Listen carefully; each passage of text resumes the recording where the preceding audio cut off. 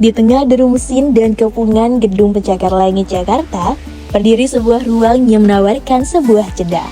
Galeri Nasional Indonesia bukan sekedar tempat penyimpanan benda mati, melainkan sebuah titik temu antara sejarah, imajinasi, dan realitas sosial. Berdiri sejak 1998, kompleks ini menjadikan bukti bahwa di tengah hiruk kota, seni tetap punya ruang untuk bernafas dan juga bersuara. Halo Sobat Jurnalis TV, jika biasanya kota besar identik dengan rasa lelah, hari ini saya akan mengajak Anda mencari rasa yang berbeda. Saat ini saya sedang berada di Galeri Nasional Indonesia, sebuah oase visual yang berada di tengah jantung ibu kota. Di sini, seni tidak hanya untuk sekedar dilihat, tetapi untuk dirasakan dan didialogkan. Jadi, seperti apa keseruannya? Ikuti keseruannya di On Trip menelusuri fakta menjajaki dunia.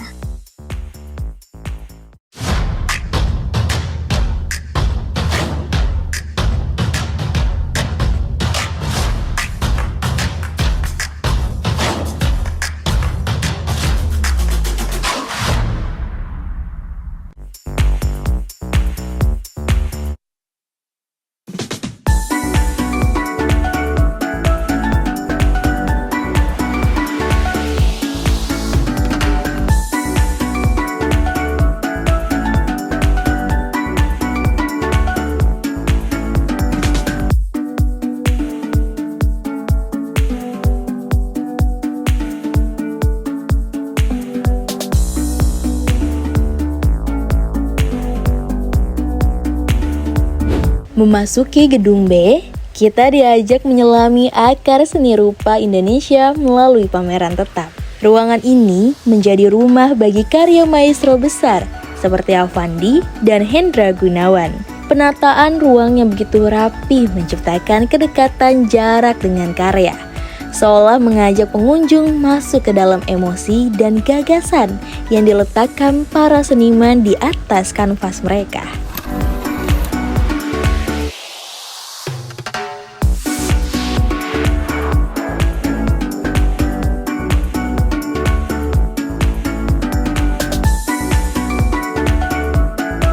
Sobat Jurnalis TV, berdiri di antara karya para maestro besar tentunya membuat getaran berbeda bagi setiap orang yang memandangnya.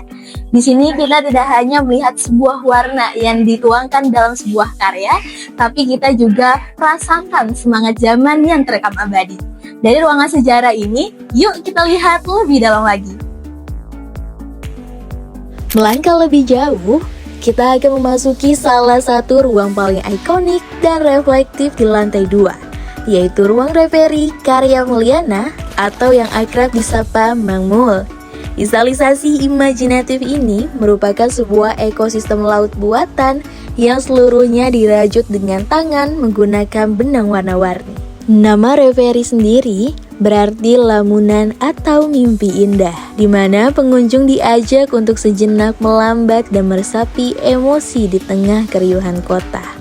Melalui permainan bentuk karang dan biota laut yang menggantung, Mang Mul ingin menciptakan ruang dialog yang hangat tapi juga hidup, menjadikan seni tidak hanya untuk dipandang, tetapi untuk dirasakan sebagai pengalaman spiritual yang sangat personal. Selain ruang pameran utama, lantai 2 Galeri Nasional Indonesia juga menghadirkan ruang perkembangan seni rupa Indonesia. Ia menelusuri perjalanan seni bangsa sejak abad ke-19 hingga era kontemporer. Ruangan ini mengajak pengunjung memahami bagaimana gagasan dan pendekatan seni terus berubah mengikuti dinamika sosial dan kehidupan masyarakat dari masa ke masa. Di lantai yang sama, pengunjung juga dapat menemukan ruang karya Melati Suryodarmo, sebuah ruang reflektif yang berangkat dari pengalaman personal sang seniman yang kerap berpindah dan berkeliling ke berbagai negara. Melalui ruangan ini, Melati mengajak kita memaknai rumah bukan sebagai bangunan fisik, melainkan rasa aman yang tumbuh dari diri sendiri. Gagasan tersebut diwujudkan melalui instalasi berbentuk kasur, simbol tempat paling nyaman untuk kembali dan beristirahat. Karya ini merefleksikan perjalanan hidup manusia, tentang keberanian mengambil resiko, jatuh bangun, dan proses menemukan kenyamanan di tengah ketidakpastian. Menurut Alam Wisesa, selaku kurator seni Galeri Nasional Indonesia, keberadaan Galeri Nasional berawal dari gagasan Presiden pertama Indonesia Soekarno sejak tahun 1945. Setelah melalui berbagai proses dan perkembangan, Galeri Nasional akhirnya resmi berdiri pada tahun 1998 dan terus tumbuh sebagai institusi seni rupa nasional. Kini, Galeri Nasional Indonesia tak hanya menjadi ruang pamer, tetapi juga museum seni rupa yang mengolah koleksi, melakukan perawatan dan penelitian, serta menghadirkan berbagai pameran bagi masyarakat. Galnas berawal dari cita-cita Presiden pertama kita, Soekarno. Beliau di tahun 46 bercita-cita mempunyai semacam ada galeri yang menyimpan koleksi-koleksi nasional. Jadi langsung terwujud sampai di tahun 1960, eranya Soekarno juga menjadi bahasan di MPR ya. Akhirnya muncul TAP MPRS tahun 1960 akan dibentuk yang namanya GKN, Gedung Kesenian Nasional.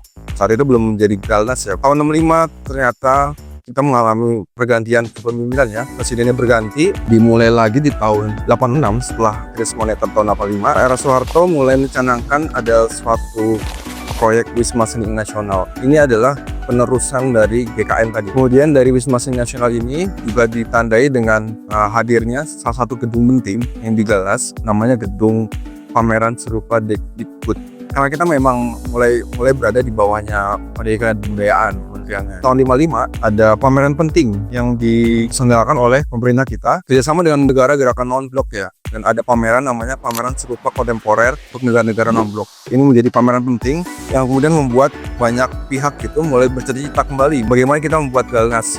Kemudian tahun 98 dibentuklah Galnas atas inisiasi dari beberapa tadi Dirjen Kebudayaan, saat itu Ibu Prof. Dr. Edi Sediawati dan beberapa seniman. Peresmiannya tidak di tahun 98, tapi tahun berikutnya pada tahun 98 kita tahu ya ada konflik. Tahun 99 resmi dibuka untuk publik, ada pameran serupa dan modernitas, dan itu menjadi salah satu pameran pertama bagaimana koleksi Galnas dibuka secara umum dan dipresentasikan dalam sebuah pameran serupa. Itu kawasannya cukup luas, cuma Galnas. Nah, WSN itu bisa dimulai dari gereja Immanuel itu sampai ke sekitar Timah ini tuh. Proyek itu area WSN, Wisma Seni Nasional. Lambat laun prosesnya berlangsung, beberapa penyesuaian dilakukan dan hanya tersisa gedung yang sekarang jadi kompleks GNI ini gitu. Kemudian tahun 2023 pemerintah kita juga membentuk semacam institut yang sebagai payung yang membawai berbagai macam museum. Contoh Galnas, Museum Nasional, Museum Besi Kapula, Museum Sejarah yang berisi Sumpah Pemuda, kemudian Monas Prok dan Muskitnas itu ada yang namanya Indonesian Heritage Agency. Ini kalau di Indonesia itu Museum dan Cagar Budaya. Ini membawahi beberapa museum tadi dan kita resmi berada di bawah itu. Kita menjadi unit di bawah Museum dan Cagar Budaya. Perubahannya seperti itu sih. Memasuki area kontemporer, kita akan disuguhkan karya Entang Wiharso yang mengangkat kisah kehidupan pribadinya. Di sini, Entang menghadirkan sosok dirinya, anak, dan istrinya yang merupakan warga Amerika Serikat. Simbol leher panjang yang saling terpaut menggambarkan sulitnya menyatukan dua latar belakang budaya yang berbeda antara Yogyakarta dan Amerika. Ini adalah visualisasi tentang pentingnya komunikasi dan toleransi agar hubungan dua kepala yang berbeda tetap menyatu. Sedangkan sosok istri yang memegang pisau melambangkan kerasnya perjuangan dan pengorbanan dalam merintis kehidupan baru di negeri asing. Secara keseluruhan, karya ini menunjukkan bagaimana seni menjadi alat bagi Entang untuk merekam dinamika intim di dalam keluarga lintas budayanya. Tak hanya menikmati karya di ruang pameran utama, Galeri Nasional Indonesia juga menghadirkan RAK atau Ruang Aktivitas Anak dan Keluarga, sebuah ruang partisipasi tempat pengunjung dapat terlibat langsung dalam proses seni. Salah satunya melakukan aktivitas melukis. Aktivitas ini menghadirkan suasana rekreasi yang menyenangkan sekaligus bernilai edukatif dan dapat diikuti oleh berbagai kalangan usia. menjadikan Galeri Nasional sebagai pilihan ruang rekreasi budaya yang cocok dinikmati bersama keluarga, terutama untuk mengisi waktu liburan dengan aktivitas yang bermakna. Di area yang sama, pengunjung dapat menjumpai Galna Shop yang menghadirkan merchandise resmi Galeri Nasional Indonesia. Beberapa di antaranya merupakan hasil kolaborasi dengan seniman dan komunitas, sekaligus menambah pilihan ruang untuk dijelajahi.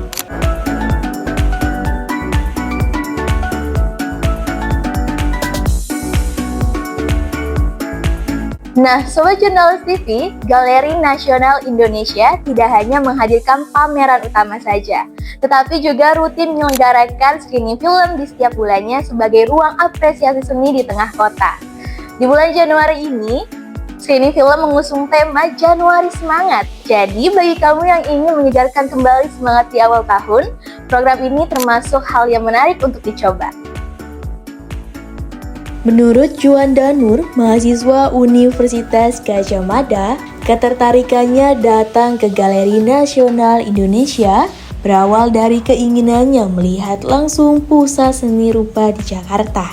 Salah satu karya yang paling menarik perhatiannya adalah lukisan Lucia Hartini berjudul Keterbatasan, yang menurutnya terasa istimewa karena diciptakan oleh seniman perempuan dengan teknik yang halus dan juga lembut. Bagi Juan, Galeri Nasional Indonesia menjadi ruang penting bagi generasi muda untuk memahami seni sekaligus membaca pesan sosial yang terkandung dalam sebuah karya. Kebetulan sekarang aku berdiri di depan salah satu karya yang menurutku menarik. Ini ada karya dari Lucia Hartini, judulnya Keterbatasan.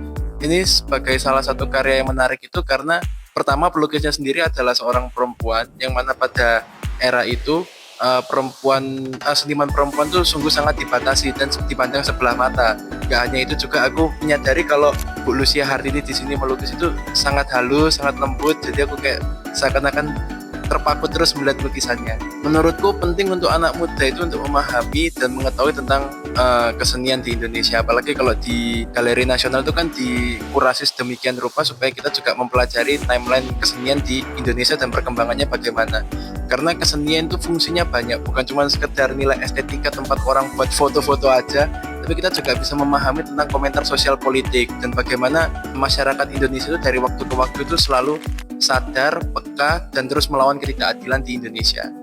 Berlokasi di Jalan Medan Merdeka Timur nomor 14, destinasi ini mudah diakses via Transjakarta maupun komuter lain. Pameran tetap Galeri Nasional Indonesia buka setiap hari Selasa hingga hari Minggu pukul 10.00 hingga 20.00 waktu Indonesia bagian Barat. Didukung fasilitas seperti sistem keamanan, area parkir, serta ruang publik yang tertata, galeri ini menawarkan pengalaman menikmati seni di tengah dinamika kota.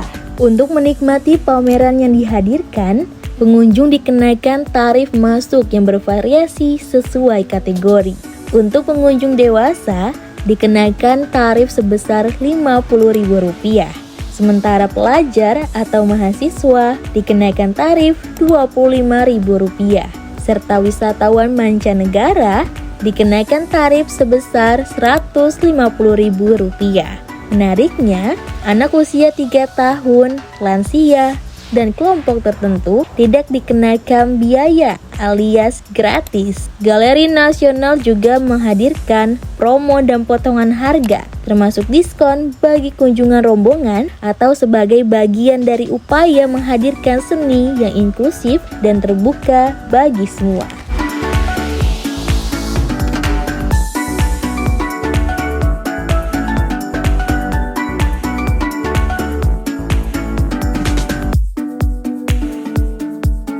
Galeri Nasional Indonesia membuktikan bahwa seni adalah jembatan yang menyeberangi antara ruang fisik kota dengan perasaan manusia. Dari ruangan-ruangan yang telah kita lihat, kita membawa pulang perspektif baru tentang arti hidup dan juga perjuangan. Jangan lupa untuk terus update berita terbarunya di Instagram dan TikTok @jurnalis_tv.